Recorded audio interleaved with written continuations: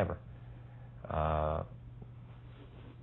Before I was a Scientologist, I never agreed with psychiatry. And then when I started studying the history of psychiatry, I started realizing more and more why I didn't agree with psychiatry. And as far as the Brooke Shields thing is, look, you got to understand, I really care about Brooke Shields. I think here's a wonderful and talented woman. And I want to see her do well. And I know that psychiatry is a pseudoscience. But Tom, if she said that this particular thing helped her feel better, whether it was the antidepressant or going to a counselor or a psychiatrist, isn't that enough? Matt, you have to understand this. Here we are today, where I talk out against drugs and psychiatric abuses of electric shocking people, okay, against their will, of drugging children with them not knowing the effects of these drugs. Do you know what Adderall is? Do you know Ritalin? Do you know now that Ritalin is a street drug? Do you understand that? The difference is, this was not Matt, against Matt, her will, though. Matt, I'm asking you a question. Matt, I'm asking you a question. I understand there's abuse of all of these things. No, you see, here's the problem. You don't know the history of psychiatry. I do. Aren't there examples, and might not Brooke Shields be an example of someone who benefited from one of those drugs? All it does is mask the problem, Matt. And if you understand the history of it, it masks the problem. That's what it does. That's all it does. You're not getting to the reason why. There is no such thing as a chemical imbalance. So postpartum depression to you is Matt, kind of a little psychological gobbledygook? No, I did not say that. I'm just asking, what would you call it? Matt, that is now you're talking about two different things. But that's what she went on the antidepressant for. But what happens, the antidepressant, all it does is mask the problem. There's ways of vitamins and through exercise and various things. I'm not saying that that isn't real. That's not what I'm saying. That's an alteration of what I'm saying. I'm saying that drugs aren't the answer, that these drugs are very dangerous. They're mind-altering, antipsychotic drugs. And there are ways of doing it without that so that we don't end up in a brave new world. The thing that I'm saying about Brooke is that there's misinformation, okay? And she doesn't understand the history of psychiatry. She doesn't understand in the same way that you don't understand it, man. But a little bit what you're saying, Tom, is you say you want people to do well, but you want them to do well by taking the road that you approve of, as opposed to a road that may work for them. No, I'm not.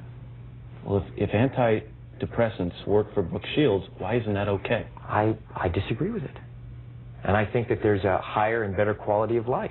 And I think that promoting, for me personally, see, you're saying, what, I can't discuss what I want to discuss? No, you absolutely can. I know, but Matt, you're going in and saying that I can't discuss that. I'm only asking, isn't there a possibility that, do you examine the possibility that these things do work for some people? That yes, there are abuses, and yes, maybe they've gone too far in certain areas. Maybe there are too many kids on Ritalin. Maybe electric shock is... kids on Ritalin? Matt. I'm just saying, but aren't there examples where it works? Matt, you don't even, you're glib. You don't even know what Ritalin is. If you start talking about chemical imbalance, you have to evaluate and read the research papers on how they came up with these theories, Matt. Okay, that's what I've done. And you go and you say, where's the medical test? Where's the blood test that says how much Ritalin you're supposed to get? It's very impressive to listen to you, because clearly you've done the homework and you know the subject. And you should. And you should do that also, because just knowing people who are on Ritalin isn't enough. You should be a little bit more responsible in knowing I'm not prescribing Ritalin, Tom, and I'm not asking anyone else to do it. Well, you're saying no. I know some people who seem to have been helped by it. But you're saying, it's like, this is a very important issue. This is couldn't agree more. You know what? And you're here on the Today Show, right? And to talk about it in a way of saying, well, isn't it okay, and being reasonable about it when you don't know, and I do. I think that you should be a little bit more responsible in knowing what it is, because you communicate to people. But you're now telling me that your experiences with the people I know, which are zero, are more important than my experiences. What do you mean by that? You're telling me what's worked for people I know, or hasn't worked for people I know, and I'm telling you I've lived with these people, and they're better. So you're advocating it? I am not. I'm telling you, in their case, in their individual case, it worked. I am not going to go out and say, get your kids on Ritalin, it's the cure-all and the end-all. Matt, but here's the point. What is an ideal scene in life? Okay?